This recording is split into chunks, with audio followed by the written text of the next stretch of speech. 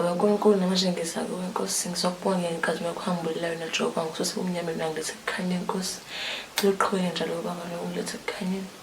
Namanje uNkulunkulu ngisakuna ngizocela wisdom Jehova. Njengoba uzokhona uthawula noma Jehova ngicela bangizwe Nkosi basisi lakho Nkosi uhambe eqala Jehova.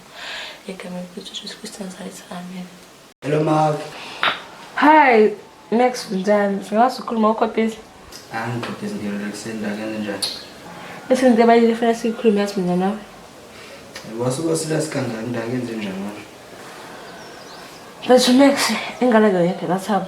Ini? Tatolo ngimqede ngathi ngingalikho khona sabe ngasebenzi. Ngicela ukungibhedelela awungifone mase serious usukhonto ufuna ukukhuluma.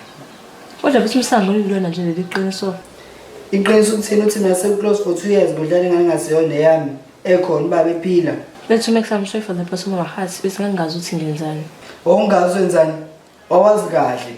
Yazona akhetha ukuyisamba phambi kwabantu kanje yakusasa lokho kusange hamba ukhipha ingane yakhe lapha kwi-medical aid. Ngokuphindiswa ngisete lilodwa ngimini yazi manje ngade ngibuza ukuthi le ngane yakho ine-stress kani ayiship man ungaphinde umfonele. Hello Sam. Sawubona. Njani? Ngiyaphila njani? Bese ngiyaphila sicela sihlangane kodwa ngifuna sikhulume ngayibaleki kanjani? Alright, ayikho inkinga uzokubona manje. Nami vele ayikho into engiyenzayo. Okay, sure. Sure. Ngize ngathi uyangidinga ngeke kade ngikwenze indaba okwenze njani? Isente ebalekile fanele ngikutshele yona. Into ebalekile fanele ngitshele wena ngabe yini leyo? Yeah, bethu. Hey. Thaba bethu amadlela yakho yini la Max? Hey, hayibo. Ini? Siyaqinisa Thaba. Ukhethiwe. Azongibuza ukuthi uthi njengamanje. Ngiyakuzwa ukukhuluma kodwa ngibuza ukuthi uthini. Uthi amahle ingane yami. Yeah, bethu. Angithi manje ngathi ingane yami isikhozi ungasebenzi so Max ngeke yamhlakahle. Indaba nizongitshela lokho namhlanje. Because nami ngibona kubalekile konjwa sesiyamo sibalekile ukuthi ngifake imazwi babona. Manje thina sokuthini-ke nje ngoba kaMax sebebenzele yonke into ehamba kahle nomcimbi ozofaka ngisho nesiphandle. UMax yena uthini? Ethi Max umdinele akafunela usehlanganisane nami akangikhulumisi yonke into nje enoMax yabona nje. Ngisho ingane yami amahle ukuthi ngazane naye. Kodwa Khethiwe, ongayenza kanjani into nje ubuwazi kahle ukuthi mina ngikuthanda. Mina manje ngisakuthanda. Hayi ke futhi khohlwa yabona lapho ngisasangeni because manje sengisiwe indaba zami ijolo notshwala lapha ngisazingeni nje lezo. Yebo.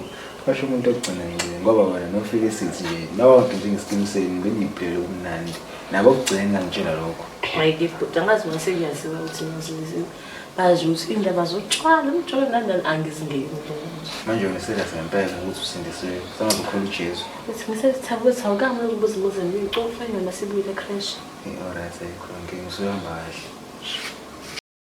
Ngiyanibingelela bazalwane egameni leNkosi yethu Jesu Kristu. Amen. Amen. Okay, bazalwane, I'm pleased to announce ukuthi namhlanje we have 3 new members abasijoinayo and ukuthi bazobhabhatiswa ke next week. So that's why namhlanje sifuna ukubhabhatiswa. Amen.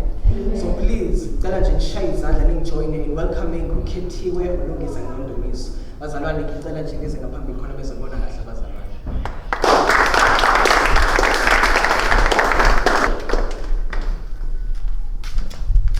Bazalwane ke before nje singakaqali ukwenza izinto eziningi ngizocela nje ukuthi oyedwa wabo asinikeze nje ufakazi ngento ayenzelwe uKristu.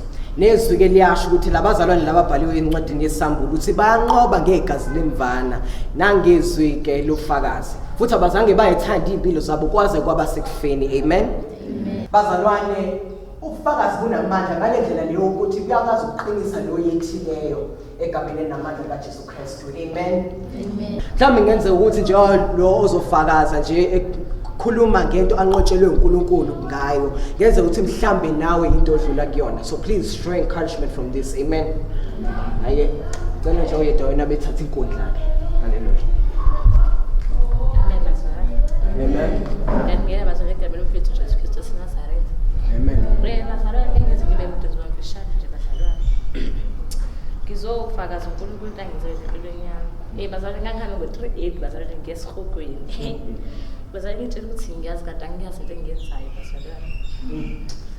Bazalwane ngidlala idakamizwa utshwala abafana ngitshela nje ukuthi ngisile nje emhlabeni mina owaziyo. Bazalwane into ke eyenzakile emva kwalokho uNkulunkulu nje impilo yami uyisembulile. Ngingayitshela ukuthi kanti nami one day ngiyokwazi ukuthi ngifakaze ngoNkulunkulu ngoba uNkulunkulu ngangakholelwa kuyena bazalwane. Kodwa namhlanje ke nakhulumile manje uNkulunkulu anginike wona ukuthi ngizofakaza ukuthi bazalwane ninenhlanhla ngokuba kuKristu bazalwane ngoba yabo ngaphandle akukho uNkulunkulu bengekho bazalwane. So bazalwane sicela nimazi uNkulunkulu simkhonzayo nifakaza naye bazalwane. Ngiyabonga.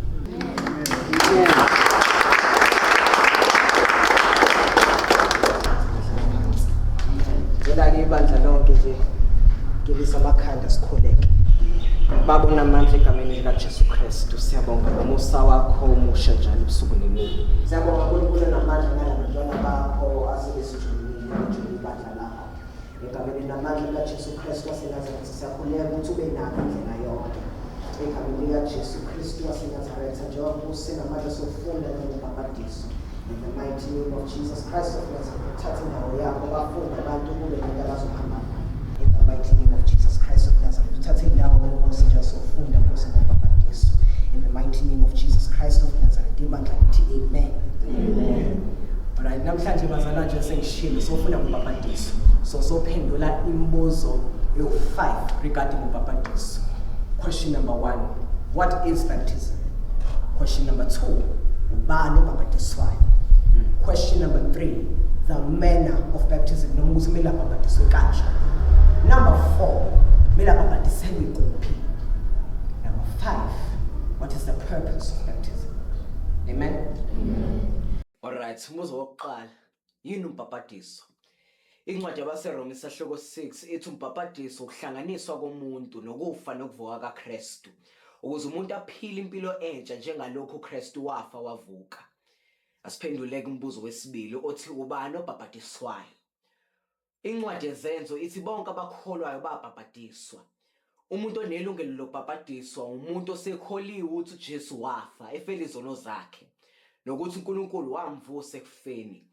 Umuntu ongakafika ezingeni lokholwa nje njengengane bona babhabhadiswa. Umbuzo wesithathu, umuntu ubhabhadiswa kanjani?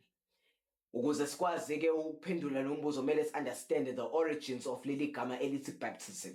Igama leli lithi baptism liqhamuka kwesiGreek esithi baptizo esisixolisa or to immerse. Umuntu kumele aculise umzimba wonke manzi njengophawu phela lomngcwatsha wakhe kumuntu omdala. Kwincwadi yaMateyu uJesu uthi hambani izizwe zonke nishumayele ivangeli. Bese ethi okholwayo nimbhabhadise egameni likaBaba elendodana nelikaMoya oNgcwele.